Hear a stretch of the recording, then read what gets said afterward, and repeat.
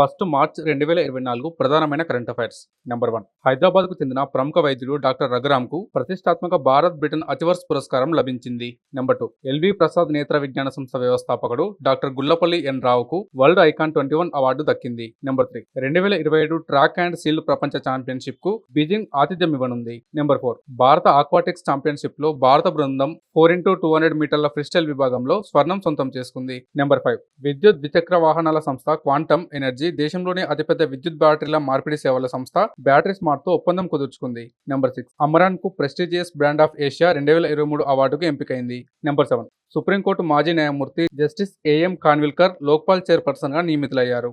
Number 8. భారతదేశం యొక్క మొట్టమొదటి దేశీయంగా అభివృద్ధి చేసిన హైడ్రోజన్ ఫ్యూయల్ సెల్ ఫెర్రీని ప్రధానమంత్రి మోడీ ప్రారంభించారు.